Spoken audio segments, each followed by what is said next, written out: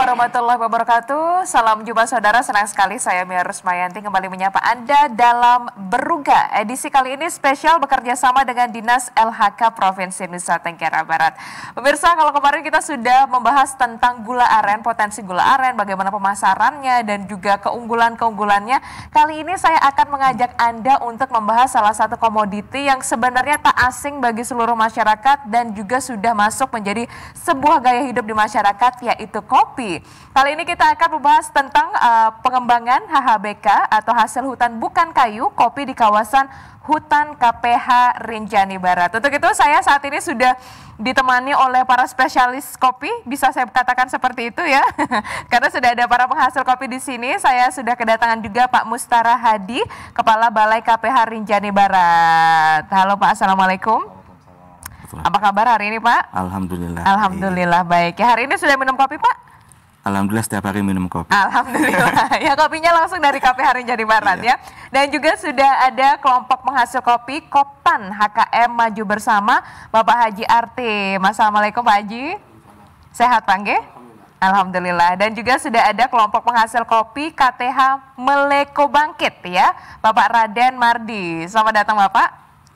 Sehat Pak ya? Alhamdulillah. Alhamdulillah. Ini luar biasa sekali para penghasil kopi yang sudah berjuang selama puluhan tahun, bertahun-tahun tentu saja untuk memperkenalkan juga nih Pak ya, kopi di kawasan KPH Rinjani Barat. Sebelum kita membahas tentang kopi nih, saya penasaran ini, saya mau langsung ke Pak Mustara Hadi. Ini sebenarnya KPH Rinjani Barat ini tentu saja saya yakin tidak hanya kopi nih, potensi-potensi yang ada di sana. Boleh diceritakan dulu Bapak, ini sebenarnya KPH Rinjani Barat ini memiliki potensi apa saja sih? Oke, mungkin saya cerita dulu KPH Rinjani Barat secara umum ya. Jadi KPH Rinjani Barat ini adalah UPT dari Dinas LHK Provinsi NTB. Kami itu ditugaskan untuk mengelola kawasan hutan. Nah, kawasan hutan kami ada di Kabupaten Lombok Utara dan ada di Kabupaten Lombok Timur, Lombok Barat yang merupakan kaki dari Gunung Rinjani. Luasan kelola KPH Rinjani Barat ini lebih kurang 40.983 hektar. Nah, 70%-nya adalah hutan lindung. Oke. Iya, 30%-nya adalah hutan produksi. Nah, di dalam luasan yang 40.983 hektar itu, hampir 40%-nya sudah ada masyarakat yang menggarap di dalam kawasan itu. Hidup dari keberadaan hutan dengan mengembangkan berbagai macam jenis tanaman. Nah, tadi pertanyaannya, tanaman apa saja yang ada di sana? Jadi potensinya di sana. Jadi di sana itu mereka mengembangkan, ada durian yang kita kenal setiap bulan Januari Februari ada di Lombok ini banyak. Itu juga ada berasal dari kawasan hutan. Ada manggis, ada rambutan, ada kakao, ada kopi yang juga akan kita bahas hari ini.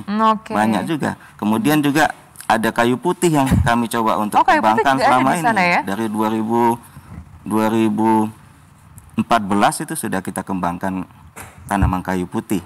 Dan kita juga sudah punya produk minyak kayu putih di KPH Rinjani Barat dengan didukung oleh 2 unit pabrik penyulingannya. Termasuk juga di dalamnya ada nilam. Itu juga kita ada pabrik nilam di dalamnya. Mungkin salah satu nanti sebagai pendukung program industrialisasi Pak Gubernur ini. Betul. Seperti itu. Berarti ternyata banyak sekali dari durian, buah-buahan yang sangat populer begitu ya, sampai juga kayu putih dan juga tentu saja kopi ini ya. Kopi, ada kemiri juga di dalam. Ada kemiri juga di dalam ya. Lantas kapan mulai kopi ini sebenarnya bergeliat di KPH Rinjani Barat untuk difokuskan itu produksinya? Memang kehutanan zaman dulu belum melirik HBK sebagai hasil hutan. Walaupun sudah disebut hasil hutan bukan kayu. Kita dulu itu masih paradigma lama itu masih fokus terhadap kayunya saja. Betul. Berkembang dalam mungkin 1 dekade ini kita mulai melirik HBK. Nah, untuk Rinjani Barat, untuk khusus kopi, sebenarnya 5-6 tahun yang lalu sudah kita lirik kopi sebagai bagian dari core bisnis KPH, komoditi unggulan yang akan dikembangkan oleh KPH Rinjani Barat. Karena potensinya besar sekali Mbak. Mulai dari wilayah kami yang ada di Bayan, yang di sana Narusana, kemudian terus kita ke timur sampai Senggigi, ke barat ke Senggigi, kemudian kita ke timur lagi sampai di Sedau, di Pesawat itu rata-rata ada kopi di situ. Oke. Ya, dikembangkan oleh masyarakat. Cuma memang kalau kita lihat di Lombok Utara lebih fokus untuk mengembangkan kopi daripada di Lombok Barat untuk saat ini. Ya. Dan itu coba untuk kita kembangkan. Ya, gitu. Berarti kalau dari KPH Rinjani Barat ini mulai memfokuskan itu menjadi core business itu sekitar 5 sampai 6 tahun yang lalu begitu ya? Untuk tahun ini kami coba mengembangkan untuk kopi sambung, Mbak. Untuk apa itu kopi sambung? Kopi sambung. Jadi kopi ini kopi yang sudah lama, yang sudah tua, yang dinilai sudah tidak produktif lagi, tidak menghasilkan banyak kopi, itu disambung dengan interest dari kopi yang lain. Oke. Ya, jadi supaya nanti hasilnya lebih banyak, Mbak. Jadi kita tidak menghilangkan tegakan tunggak dari kopi-kopi yang sudah ada, tapi kita ganti dengan tanaman kopi yang baru. Itu bagian dari peremajaan begitu, Mbak. Berarti itu bisa dibilang untuk memperpanjang produktivitas kopi itu sendiri, begitu ya, kopi sambung begitu ya. Sambung. Kalau dari hasilnya sendiri ada perbedaan nggak sih antara kopi sambung dengan kopi biasa? Biasanya kopi sambung itu hasilnya lebih banyak, Mbak. Oh, lebih banyak. Mungkin nanti ada dari ahli-ahlinya yang langsung di lapangan ya. Kopi sambung, mereka tahu bagaimana hasilnya, berapa dia dapatkan per tahunnya, seperti setiap musimnya. Oke. Berarti saya mau langsung ke Pak Haji Artim dulu nih, Pak Haji Artim. Tadi dikatakan bahwa kalau dari KPH Rinjani Barat itu sekitar 5 sampai 6 tahun yang lalu untuk mulai fokus melirik kopi ini. Kalau Pak Haji Artim sendiri mulai bertani khususnya untuk kopi ini mulai tahun kapan sih Pak Haji Artim? Sebenarnya kalau kami yang terutama yang di Santong, Mbak, kami ini sudah mulai kopi ini dari nenek moyang kami. Waduh. Ya, dari nenek moyang kami. Tapi kalau kita berbicara ke arah itu, nenek moyang kami itu hanya menanam kopinya di kawasan tanah milik. Nah, mulai tahun 84 ada kami mulai mengembangkan tanaman kopi ini di kawasan hutan yang namanya hutan kopi penyangga. Itu ada seluas 150 hektar. Wow. Itu udah lama. Jadi kopi ini bukan tanaman baru bagi kami, cuman kendalanya bagaimana prosesnya itu. Proses bagi pemasarannya yang masih kurang. Ya, artinya dulu itu kami hanya panen, jual, selesai. Tidak memperhatikan pemilihan kualitas begitu. Tidak memperhatikan masalah kualitas dan segala macam. Nah, tapi sekarang ini 5 tahun terakhir ini baru kami mulai mengembangkan bagaimana caranya panen yang bagus, prosesnya seperti apa sehingga bisa memberikan nilai tambah kepada petani sendiri. Oke. Berarti kalau dari Pak Haji Artim sendiri sebenarnya itu sudah turun temurun ya, tidak asing lagi sebenarnya kopi itu ya. Lantas kopi ini sendiri kalau menurut Pak Haji Artim itu seperti apa sih Pak efeknya untuk lingkungan? Karena kalau saya dengar katanya kalau kopi itu tidak hanya berdiri sendiri tapi juga ada tanaman-tanaman lain yang ini ya. Kopi ini merupakan tanaman yang agak beda dah. Karena kopi itu butuh naungan. Tanpa naungan dia tidak bisa berbuah dengan baik. Jadi butuh naungan. Jadi naungannya macam-macam. Utama ada kayu-kayuan, ada dadap. Tapi sekarang biasanya kami di Santong itu naungannya itu durian. Ada durian, ada nangka, itu ada pisang juga di situ, ada melinjo sebagai naungannya. Nah, sehingga ini bisa berkesinambungan. Jadi kalau kopi tanpa naungan biasanya pas musim kemarau akan layu dia. Kalau udah layu, otomatis bunganya tidak baik. Otomatis gagal lah petani itu panennya.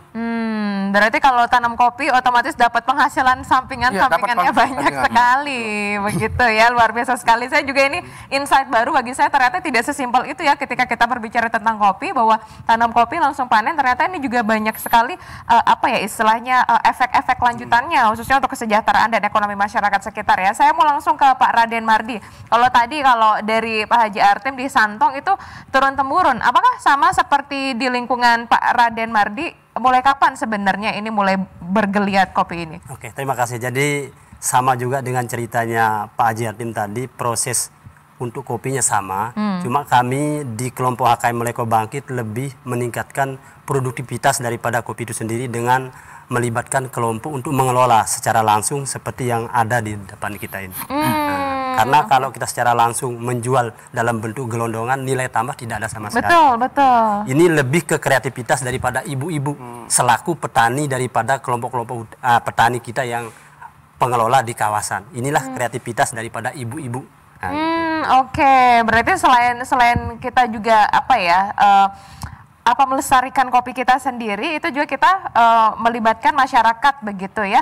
Boleh dong, saya pengen tahu kalau yang ini jenis kopinya apa ya Pak Raden ya? Ini sama semua jenisnya, kita itu Robusta. Robusta, oke. Memang Robusta itu tidak di ketinggian dia harus di bawah 700 baru bisa. Nah, kalau yang di atas Tuhan itu 700 dia itu kopi Arabica yang bisa. Oke, berarti yang ini adalah Robusta. Ini boleh diperkenalkan ini nama kopinya apa kalau dari Mohon maaf, ini produknya dari teman Santong ini. Silakan Pak Haji. Ini produk kopi HKM Santong, namanya kopi Datu Tambing. Datu Tambing ya. Nah, kenapa ini ada sejarah? Oke, apa itu? Saya senang ini ada ceritanya di belakangnya. Tambing ini nama sebuah kawasan. Kawasannya kepala KPH. Oke. Di situ ada raja, namanya Datu Tambing. Datu itu raja, namanya raja. Nah, di sana dulu Datu ini penghasil kopi. Itulah kopi yang ada di Santong sekarang ini. Oke. Nah, Datu Tambing ini penghasil kopi. Wah, dari zaman kerajaan berarti ya, sudah ada ya? Dari kerajaan dulu. Nah, malah sekarang kami yang ada di Santong mau mengabdikan nama Datu Tambing ini sebagai nama sebuah desa. Oke. Datu Tambing ini, datunya namanya Datu Murah Jambi. Nah, kami sekarang desa Santong itu mau dimekarkan jadi dua, jadi desa Santong Murah Jambi. Jadi ini Datu Tambing ini sebagai ikonnya. Oke. Berarti ini dipasarkannya harganya sekitar berapa nih? Ini 20.000. 20.000 saja, dengan beratnya berapa? 150 gram. Nah, ini luar biasa sekali pemirsa saya. Kalau misalnya Anda juga ingin pecinta kopi seperti itu, boleh langsung mungkin boleh dicoba ya. Ini untuk kopi Datu Tambing. Selain kita bisa mencicipi kekhasan rasa dari kopi di KPH Rinjani Barat, kita juga bisa flashback kembali ya dengan sejarah yang ada di belakangnya begitu ya. Oke, saya mau kembali lagi ke Pak Mustarah Hadi. Ini ternyata kalau dengar dari para petani-petani kopi kita nih Pak Mustarah Hadi, luar biasa sekali kalau menurut saya, karena ini juga tidak hanya kita berbicara bagaimana meningkatkan ekonomi, tapi itu juga menjadi suatu adat istiadat yang memang dipertahankan begitu, apalagi di kelompok tani dan sebagainya. Di kawasan KPH Rinjani Barat sendiri berapa kelompok tani sebenarnya yang dirangkul? Nah, memang pertanyaan itu banyak. Selalu muncul kepada kami, berapa sih sebenarnya kelompok tani di KPH Rinjani Barat? Nah, begini Mbak, jadi kelompok tani di KPH Rinjani Barat itu banyak ya. Nah, tinggal ada yang terdaftar, ada yang belum terdaftar. Ya.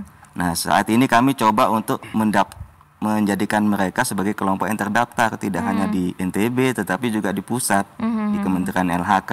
Nah, lewat mana? Kami ada program namanya perhutanan sosial, Mbak.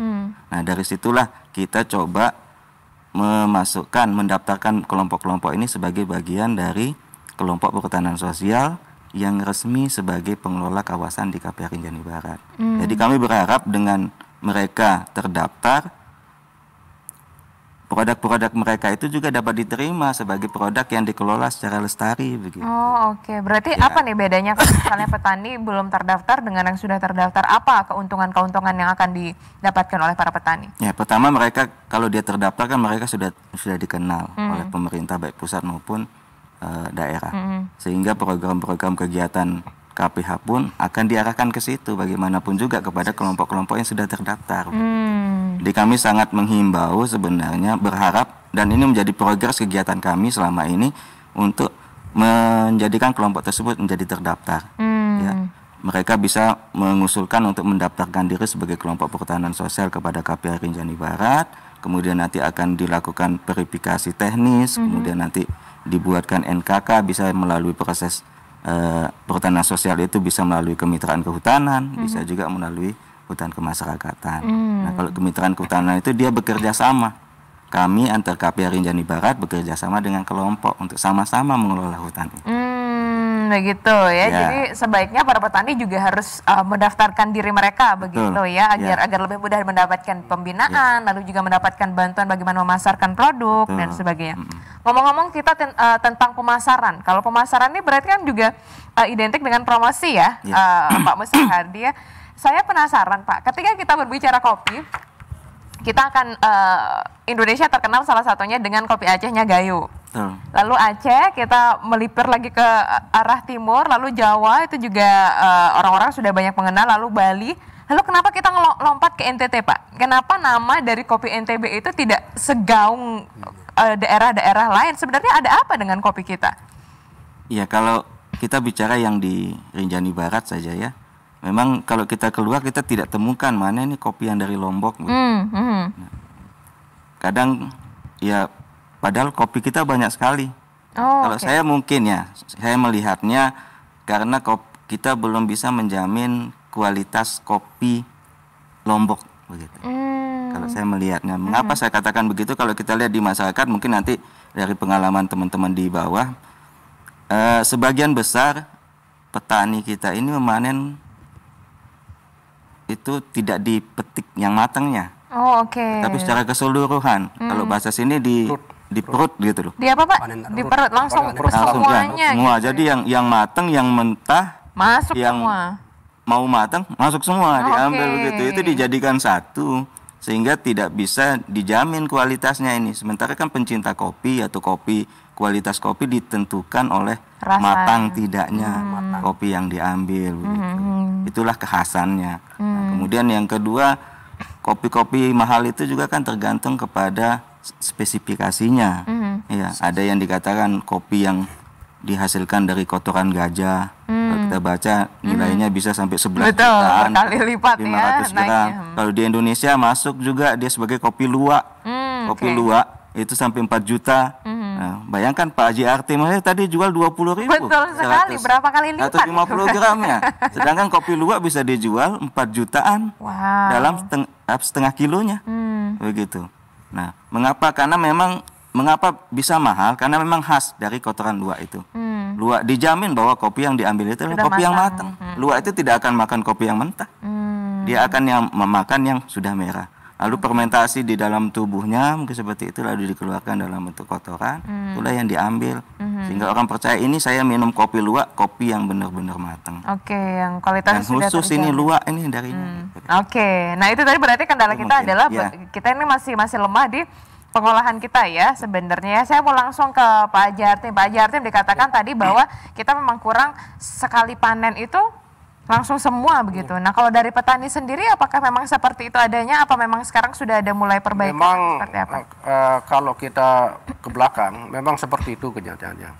Memang awal-awal dulu sebelum ada pembinaan oleh KPH, nah ini biasanya petani itu panen sekali. Karena ini kopinya ada di kawasan hutan.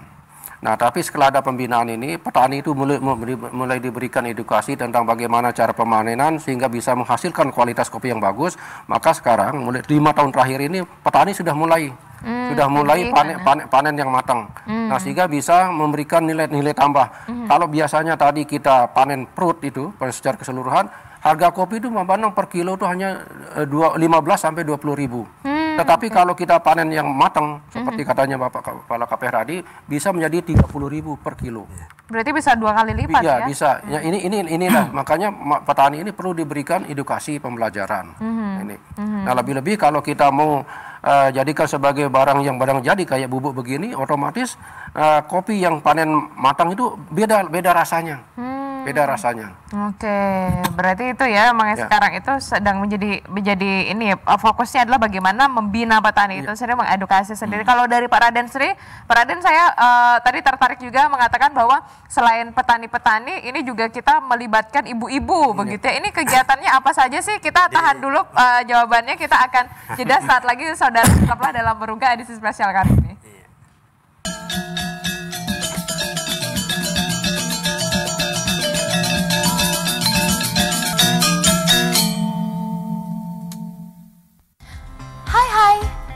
Sudah tahu dong soal virus corona yang saat ini lagi heboh sejagat.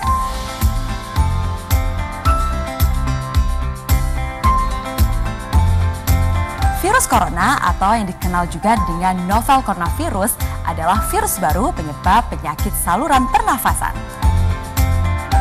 Virus ini masih satu keluarga dengan virus penyebab SARS dan juga MERS yang sangat disayangkan sampai saat ini belum tersedia vaksinnya. Jadi, kita perlu waspadai gejala klinisnya. Gejala klinis virus corona diantaranya adalah demam, batuk, gangguan pernafasan, sakit tenggorokan, letih, dan juga lesu. Mudah, lakukan 3 langkah cegah. 1. Tutup mulut saat bersin atau batuk, kalau perlu menggunakan masker ya. 2. Cuci tangan hingga bersih menggunakan sabun atau menggunakan cairan antiseptik. 3. Jaga kesehatan dengan perbanyak mengkonsumsi buah dan sayur, serta hindari mengkonsumsi daging setengah matang dan rutin berolahraga.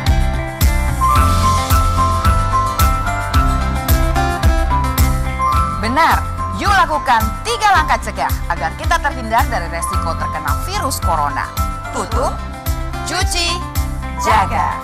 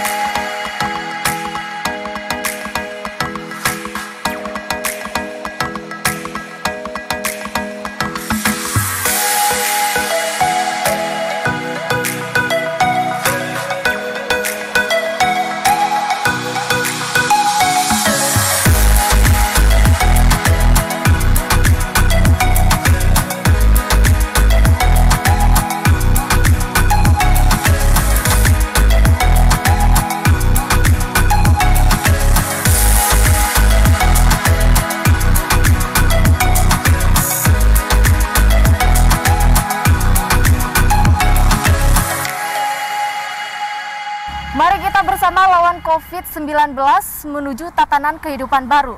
Saya, Ningsih, dari TVRI Nusa Tenggara Barat melaporkan.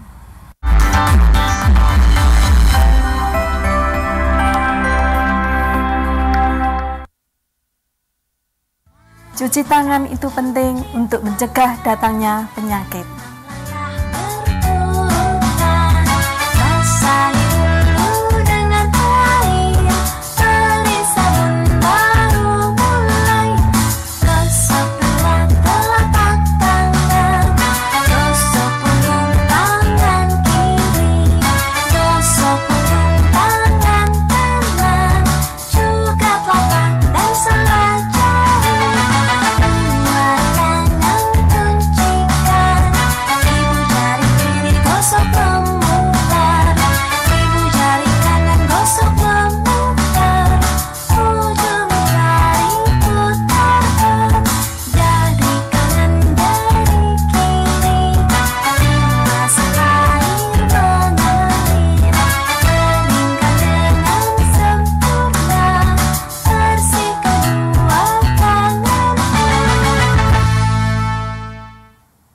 Mudah kan mencuci tangan?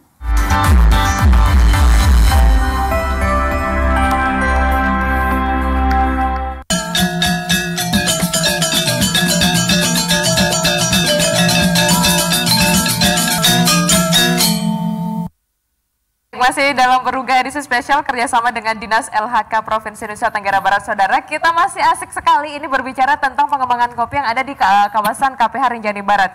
Tadi kita terpotong di segmen pertama bahwa saya tertarik dengan kelompok tani dari Pak Raden tadi mengatakan bahwa kopi-kopi ini tidak hanya yang berperan itu para petaninya ya, tapi ternyata ada sentuhan wanita-wanita, ibu-ibu di sini. Boleh diceritakan kegiatannya apa saja sih Pak Raden? Oke, terima kasih. Jadi ini adalah merupakan hasil dari kegiatan ibu-ibu istri daripada petani-petani hutan yang merupakan muara dari semua hasil yang ada di kawasan.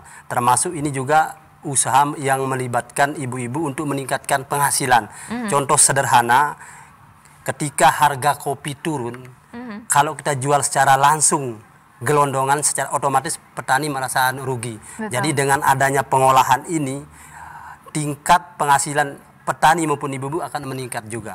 Ini kita gambarkan bahwa kopi yang ada sekarang di depan kita ini adalah masih diproses lokal dengan memakai sangrai, sangrai yang pakai kuali dari tanah.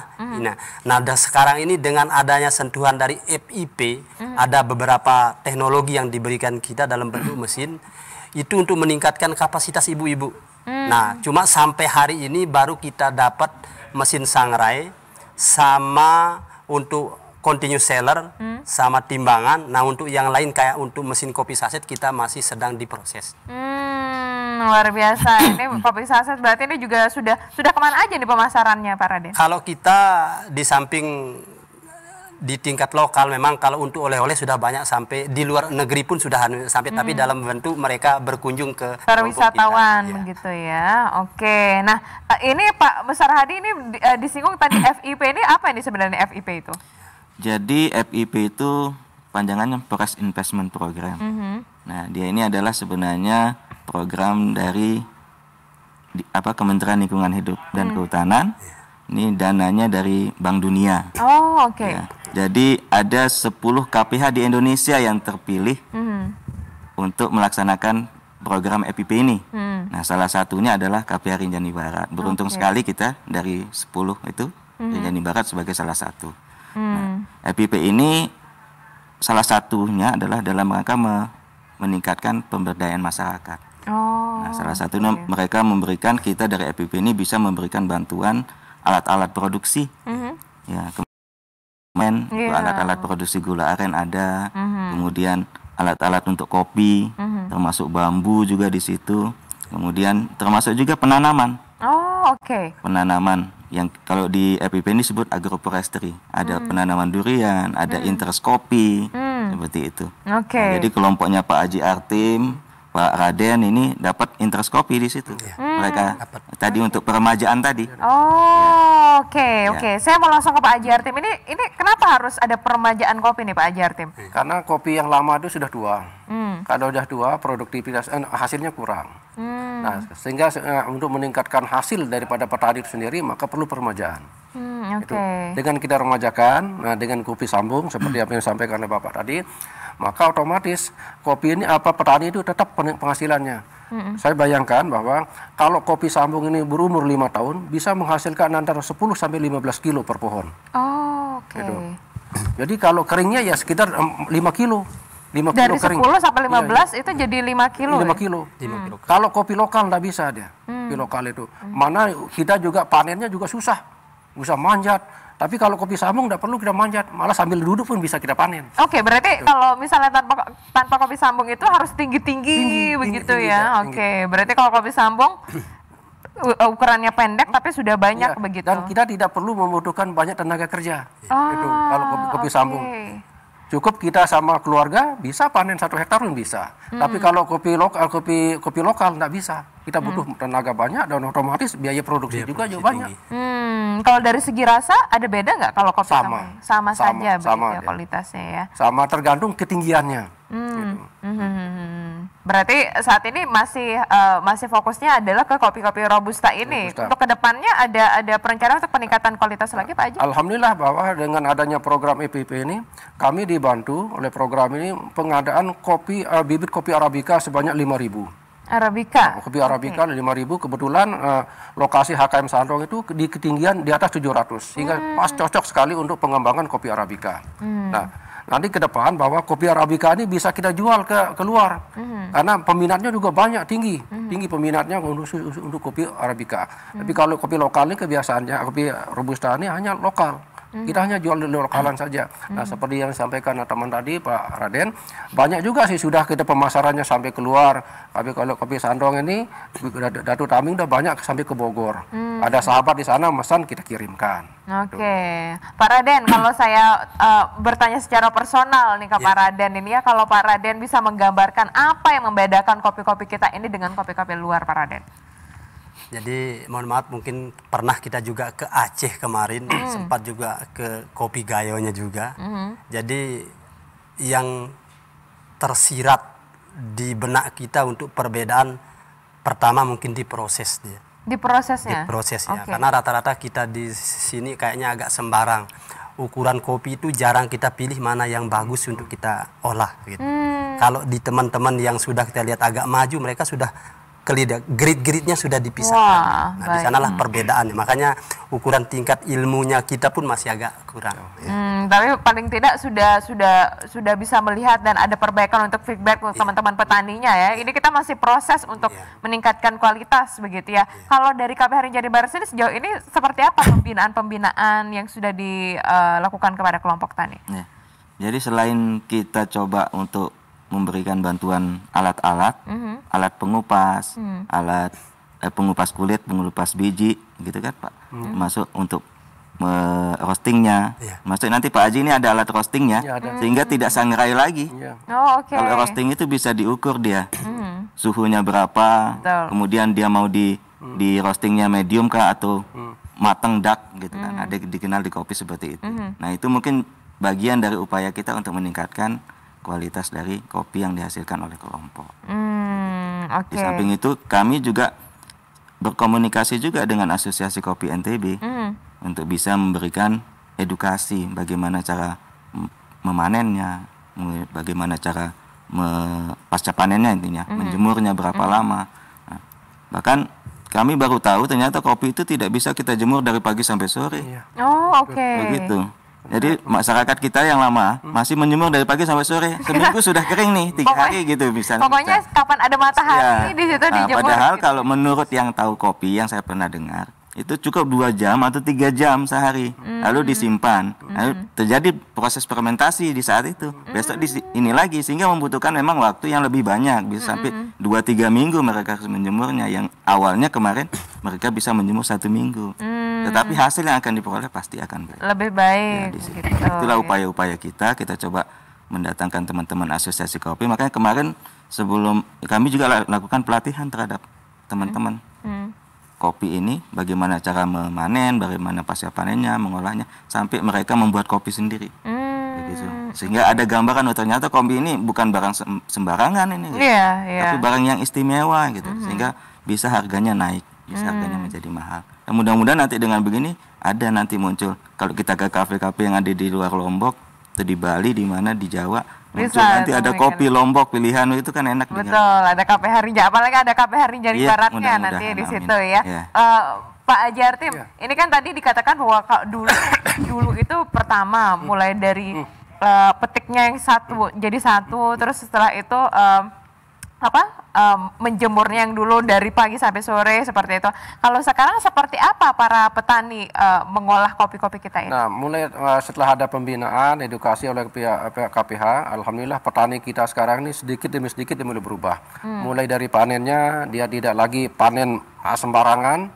Mulai penjemurannya juga, dia tidak lagi menjemur dari pagi sampai sore, tetapi harus menggunakan alas dia. Biasanya kami dulu begitu pulang dari kawasan langsung kita lepas di land, sudah selesai di tanah bang, di tanah gitu ya? Nah sehingga kopi-kopi kita yang dulunya ada rasa tanahnya di situ, tanahnya. Tapi alhamdulillah sekarang dengan adanya pembinaan KPH ini tidak lagi seperti itu. Nah malah kami merasa terbantu oleh pihak KPH dengan adanya program EPP ini. Banyak sekali alat-alat yang kami dibantu, mana bibit, alat termasuk alat sangrai segala macam, kena dibantu alat pengupas kopi, lagi ada mesin roasting kopi juga nanti alhamdulillah kami dibantu. Sehingga ini ibu-ibu yang petani HKM itu tidak hanya dia panen panen saja, tetapi langsung dia proses dia punya kopi. Nah, tidak lagi dia jual gelondongannya, tapi dia jual barang yang jadi. Ini merupakan satu hal yang sangat luar biasa, sehingga kami patut bersyukur adanya program dari pihak KPH ini. Kalau tadi saya penasaran, kalau tadi petiknya jadi satu, sekarang apakah sudah mulai pemilihan sudah mulai pemilihannya. Tidak lagi dia panen sembarangan asal panen sekaligus, tapi sekarang mulai panen walaupun sedikit tapi yang matang-matang aja, sehingga kualitasnya bisa beda. Pak Raden, kalau kita ini produktivitasnya kopi ini 1 tahun itu bisa panen berapa kali sih? 1 kali. 1 kali ya. Kira-kira kalau bisa digambarkan, kalau dari kelompok tani yang Pak Raden geluti seperti itu, sekali panen itu kita bisa menghasilkan berapa kilogram kopi? Dengan luasan yang sudah dikelola dan ditanami itu pun masih dalam bentuk tumpang sari dengan luasan sekitar 512 hektar, dengan banyaknya KK atau orang yang mengelola itu 400-an, itu bisa menghasilkan 54 ton. 54 ton. Yang sekali panennya gitu. Oke. Itu pun masih tumpang sari, ada kakaonya juga. Pokoknya ada tanaman-tanaman lain di sela-selanya. Dia tidak secara otomatis semua itu kopi gitu. Oke, berarti dalam satu kali 54 ton itu masih ada tumpang sarinya Masih seperti rata-rata semua tumpang sari itu. Oke. Terus Pak Musar Hadi, ini berarti untuk kedepannya apakah ada program-program khusus yang sedang dilakukan? Apa akan dilakukan untuk meningkatkan kembali produktivitas kita, kualitas kopi kita di KPH Rinjani Barat? Iya, tentunya karena ini bagian dari core bisnis KPH nanti ke depan, ini kita akan kembangkan kopi. Tahun ini dari dana APBD ada untuk kita lakukan peremajaan, selain dari dana yang dari FIP ini. Ya, sama juga dengan interest tadi, karena kopi kita sebenarnya sudah ada di lapangan nih, tinggal kita remajakan saja gitu. Sudah ada, sehingga disambung, sehingga nanti seperti kata Pak Haji, tidak kita buang kopi yang sudah lama-lama, bahkan nanti bisa menghasilkan lebih dari itu. Panennya pun lebih gampang. Tapi kopi-kopi lokal juga menurut saya sih perlu kita pertahankan juga sebenarnya, karena itu ada kekhasan, tapi kita lihat yang mana yang masih produktif. Oke. Berarti memang saat ini masih ingin mempertahankan juga ya. Kalau dari petani sendiri memilih yang sudah disambung, apa masih yang kopi lokal asli nih kalau dari Pak Haji Artim? Memang kami lebih condong kepada yang diremajakan. Ya, sehingga kalau diremajakan seperti apa yang saya sampaikan tadi, itu biaya pemanenan kita tuh agak sedikit dia. Tidak ada banyak punya tenaga, tapi kalau kita remajakan otomatis cukup kita dengan keluarga. Itu. Sehingga bisa mengurangi kos biayanya. Oke. Tapi tadi katanya harus dipertahankan juga nih. Memang sebagian juga seperti ada. Tetapi mayoritas itu maunya diremajakan. Oke, mayoritas karena memang lebih enak juga begitu ya. Kalau dari Pak Raden sendiri pilih yang diremajakan apa yang lokal? Kalau kita begini, yang jelas petani sebenarnya tidak usah kita arahkan, mereka sudah paham. Kalau pasarnya kayak ini mereka dengan sendirinya. Oke. Berarti memang saat ini melihat pangsa pasar luar biasa loh. Berbicara tentang ini berarti sudah bisa melihat target marketnya seperti apa begitu ya para petani kita nih. Nah, kalau dari KPH Rinjani Barat sendiri, kalau tadi kan saya mendengarnya itu bagaimana memberikan pembinaan terkait dengan proses produksi, memberikan alat, terus habis itu tadi juga peremajaan itu. Kalau untuk segi pemasarannya sendiri, apakah sudah sampai di situkah pembinaan dari KPH Rinjani Barat? Ya, kita masih terus terang kita masih fokus di dalam pembinaan untuk kualitas kopi. Oke. Mungkin nanti bertahap setelah kita bisa menunjukkan kualitas kopi kita, enak kita pasarkan. Jangan sampai kita memasarkan sesuatu yang tidak bisa diterima. Betul. Gitu. Dampaknya panjang sekali nih. Waduh, ternyata kopi Rinjani Barat nggak enak nih. Bisa berlangsung lama gitu. Tapi kalau yang sudah bagus kita pasarkan, insya Allah yang lain-lain juga akan ikut seperti itu. Itu harapan kita ya. Ya. Jadi kita fokus kepada sekarang ini bagaimana edukasi terhadap kelompok, mulai dari budidayanya, memanennya, kemudian mengolahnya dulu seperti itu. Kita tunjukkan itu. Nah, termasuk juga sekarang ini kan kopi-kopi kita ini harus kita lengkapi dengan PIRT, kan?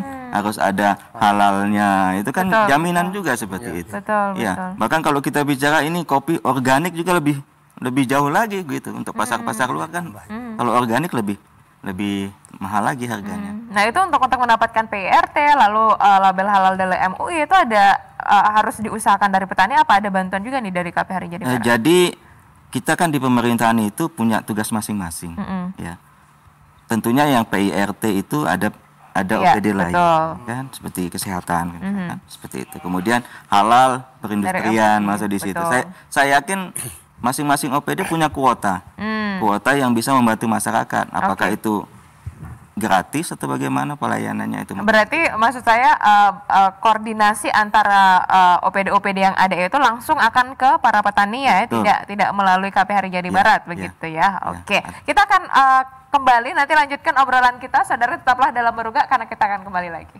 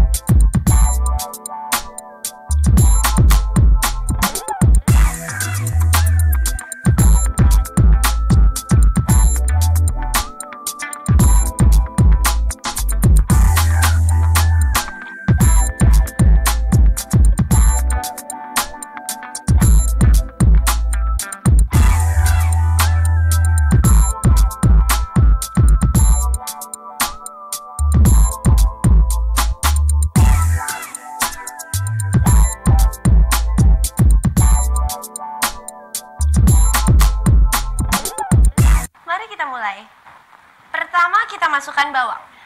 Oke. Lalu taburi merica secukupnya. Merica. Untuk menambah rasa kita tambahkan jangkrik. Makanya pakai TV digital. Tinggal pasang set-top box, nggak usah ganti TV dan antena. Gambar lebih bagus, suara lebih jernih.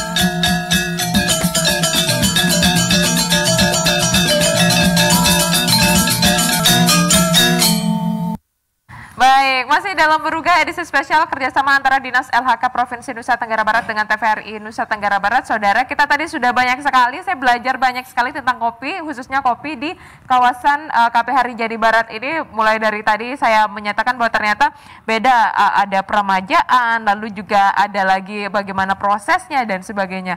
Kita belum menyentuh tentang kendala. Kalau kendala saya mau langsung ke lapangannya dulu nih. Saya mau ke Pak Haji Artim. Pak Haji, ini apa kendala saat ini yang masih dihadapi oleh teman-teman petani? Memang salah satu kendalanya adalah bagaimana pemasarannya. Pemasaran ini, tapi alhamdulillah dengan adanya kerjasama dengan pihak KPH. Nah, KPH inilah sebagai jambaran kita untuk mediasi kita dalam hal pemasarannya. Sebab bagaimanapun produksi kami banyak, tapi kalau tidak punya jaringan untuk pemasarannya sama saja. Sama saja. Dan disinilah kuncinya adalah sebuah kolaborasi antara pihak KPH dengan petani binaan yang ada di tingkat tapak. Oke. Kalau Pak Haji Artim melihat sendiri, kalau tadi kan dari Pak Mustara Hadi mengatakan bahwa sebelum pemasaran kita harus pastikan dulu kualitas kita nih. Kalau dari teman-teman petani, apakah ada evaluasi secara berkala tentang kualitas kopi yang dihasilkan? Tetap kita setiap kita panen, tetap kita berikan edukasi kepada mereka, kepada petani kita. Oh, begini loh caranya supaya kualitas kopi kita yang bagus, sehingga hasilnya juga bagus dan nilai jualnya juga bagus. Gitu. Tetap kita setiap menjelang panen kami tetap kumpul. Kami kumpul rapat sama anggota. Sudah ada terlihat perbedaan kopi yang dulu dengan makanya sekarang ada perbedaan antara 5 tahun yang dulu dengan yang sekarang ada beda. Ternyata masyarakat kita sangat antusias karena hasilnya juga lebih bagus. Oke, ya. Berarti itu sekarang ini memang kendalanya pemasaran kalau dari Pak Haji Artim. Kalau dari Pak Raden sendiri kendalanya apa sekarang? Kalau kita kendalanya pertama mungkin untuk mempertahankan kualitas dulu pertama. Kalau pemasaran mungkin semua rata-rata yang produk yang mereka hasilkan rata-rata kendala di pemasaran. Termasuk kita ini juga. Kalau di kelompok kita kendalanya pertama yang memasarkan, karena ini kan lebih ke kegiatan ibu-ibu sebenarnya. Nah, sementara ibu-ibu ini jarang yang bisa pakai sepeda motor gitu untuk bawa barang ke sana kemari. Itu mungkin nanti bisa ada sentuhan gimana mungkin dari Pak Kepala KPH mungkin apa bisa disiasati. Gitu. Oke, berarti rata-rata ini permasalahannya adalah pemasaran ini, Pak Mustara Hadi ini sejauh ini apa yang dilakukan? Karena saya juga tertarik ini kan selain ibu-ibu, mungkin ibu-ibunya juga bisa disentuh Pak Mustara Hadi ini masukan juga mungkin ya untuk ibu-ibunya diberikan skill untuk berkomunikasi seperti apa, untuk promosi seperti apa dan memanfaatkan teknologi-teknologi. Maaf saya ke Pak Haji Artim dan Pak Raden dulu. Sekarang ini sudah mulai menggunakan teknologi untuk pemasarannya? Sudah mulai. Sudah. Pakai media apa saja? Kita pakai Facebook, macam itu kita pasarkan produk. Jadi kami tidak hanya memasarkan masalah kopi ini, tapi pasarkan juga masalah durian juga karena durian juga. Oleh Kepala KPH melalui FIP ini juga kami diberikan bibit durian juga. Berarti sudah mulai melek media sosial begitu ya. Nah ini komentarnya gimana nih Pak Mustara Hadi? Iya, memang kendala kita pemasaran. Salah satu tugas KPH itu adalah itu untuk membuka peluang investasi. Nah, salah satu pemasaran di situ. Nah, cuman tadi kalau saya kita harus menjamin kualitas itu. Karena kalau sudah berhubungan dengan KPH, tentunya kan yang akan datang itu pembeli-pembeli dalam skala besar.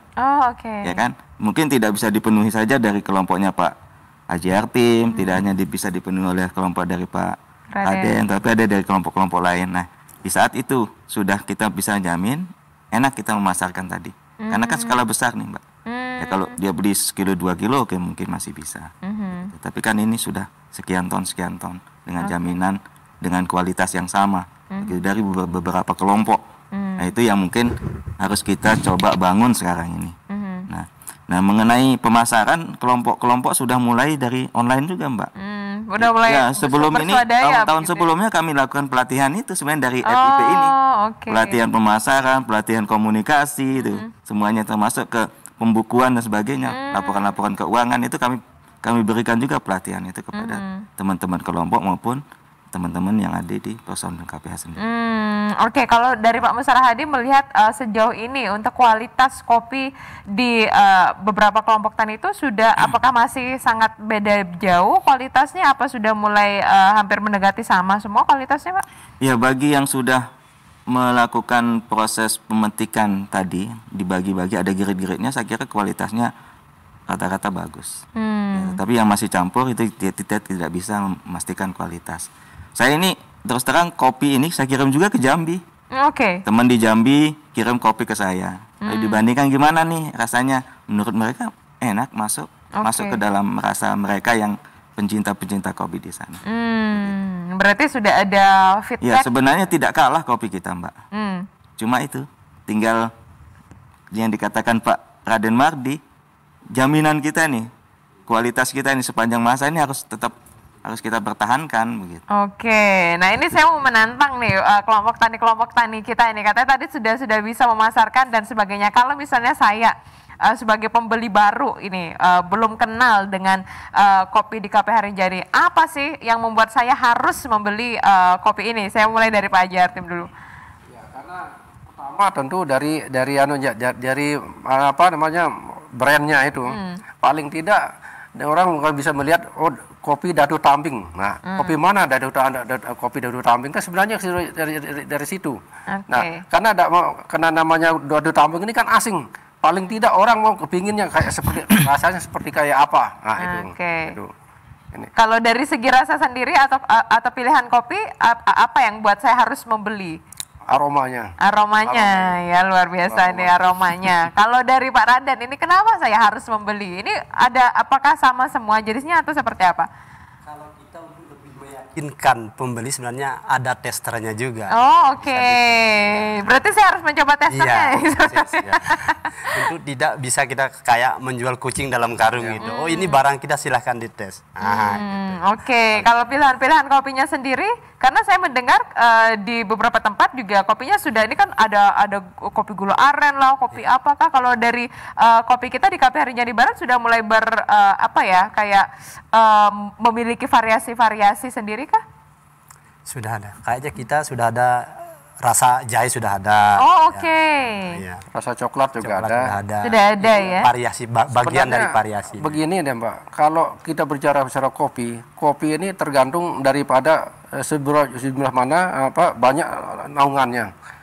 Dengan banyaknya naungan sebenarnya itu akan merubah rasa kopi. Contohnya, kalau kopi di bawah ada cengkeh di saat sebagai pelindungnya, itu ada kopi cengkehnya. Ada rasa cengkehnya. Tanpa harus dicampur dengan cengkehnya. Ya? Begitu juga kalau durian sebagai pelindungnya ada rasa duriannya. Wah, berarti ada kopi rasa durian.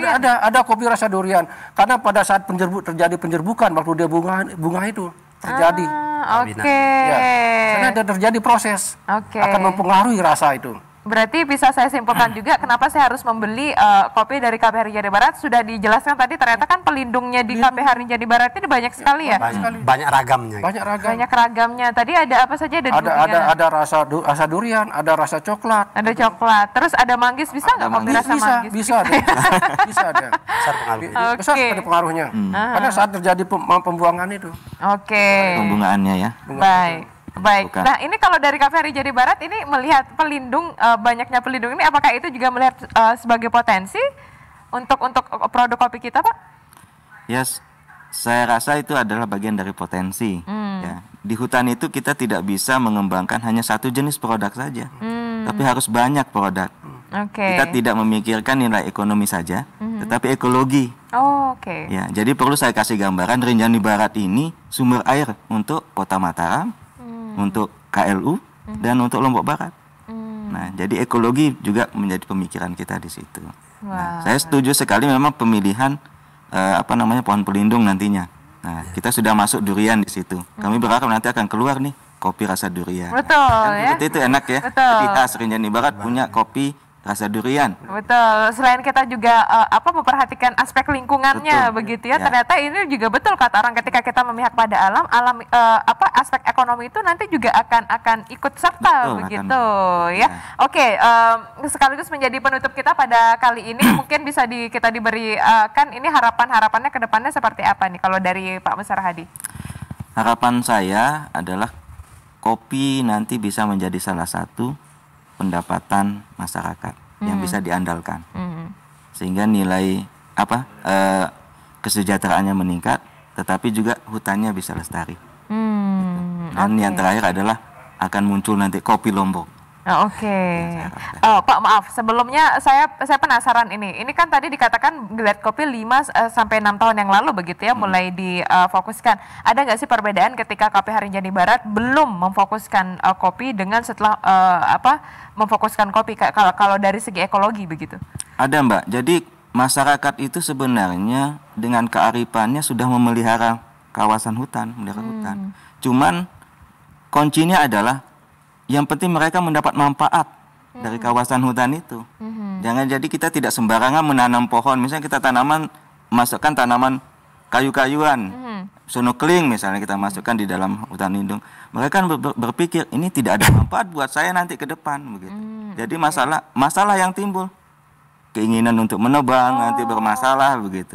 Kalau istilahnya Pak Kadis kami itu menyiapkan kuburan sendiri. Sehingga kita coba sekarang ini memilih tanaman-tanaman yang diminati, yang bisa tumbuh di sana dan memberi manfaat ekonomi dan ekologi di sini. Berarti itu juga salah satu upaya untuk mewujudkan harapan itu tadi, ya bagaimana sebenarnya fokus kita orientasi tetap ke pelestarian alam itu sendiri, begitu ya. Kalau dari Pak Haji Hartim sendiri, Pak, ini harapannya seperti apa untuk ke depan? Ya tentu harapan kami dengan adanya pengembangan kopi oleh pihak KPH bekerjasama dengan FIP ini otomatis kelestarian lingkungan kami bisa terjaga, pendapatan petani juga bisa bertambah, sehingga hutan juga bisa lestari. Kalau himbauannya untuk mengajak masyarakat, apa peran masyarakat yang bisa tentu peran masyarakat itu sangat luar biasa. Nah, jadi masyarakat ini perlu diberikan edukasi sehingga bisa dia memberikan nilai tambah kepada mereka, bagaimana dia memulai memelihara tanamannya, mulai proses panennya juga, bagaimana penjualannya. Nah, sehingga peran koperasi itu kan muncul di situ. Begitu ya. Itu juga peran masyarakat tentu saja untuk mendukung produk-produk lokal kita sendiri, begitu ya, dengan membeli dan juga turut mendukung para petani, begitu. Kalau dari Pak Raden, seperti apa harapannya? Kalau harapan kita pertama mungkin dengan adanya beberapa macam produk yang dihasilkan oleh kita selaku petani, mungkin ada keterlibatan dari pemerintah daerah juga untuk bisa memakai mungkin di setiap SKPD mungkin kopi-kopi penghasil dari petani. Luar biasa. Apalagi kalau ada tamu-tamu dari luar kan? Yang untuk oleh-oleh kayak atau untuk bisa memakai di kantornya sendiri gitu. Apalagi juga pelaku pariwisata, misalnya perhotelan, rumah makan, kafe-kafe di sekitar Lombok, Nusa Tenggara Barat juga boleh ya kita memberdayakan sendiri langsung produk-produk kita lokal, begitu ya, memasarkan. Nggak perlu hotel-hotel pakai kopi Lombok. Itu dia. Tidak perlu hotel-hotel juga langsung menggunakan kopi Lombok, begitu ya. Kalau kita mau lihat petani itu maju harus seperti itu. Betul, harus kerjasama semuanya. Jadi pemerintah itu menggunakan produk dalam negerinya. Luar biasa. Semoga ini bisa menjadi masukan juga untuk pemerintah dan juga masyarakat. Terima kasih sekali ya Pak Musara Hadi dan juga Pak Haji Hartim, Pak Raden juga terima kasih. Semoga sukses terus ini kopinya dan juga semakin meningkat kualitas kita agar bisa dikenal, begitu ya. Baik saudara, demikianlah dialog kita kali ini, edisi spesial kerjasama dengan Dinas LHK Provinsi Nusa Tenggara Barat mengenai kopi. Luar biasa sekali potensi yang ada di tanah kita sendiri. Jadi mari kita bersama-sama mendukung untuk produktivitas dan juga kelestarian alam kita. Akhirnya saya Mia Rusmayanti undur diri. Terima kasih, sampai jumpa.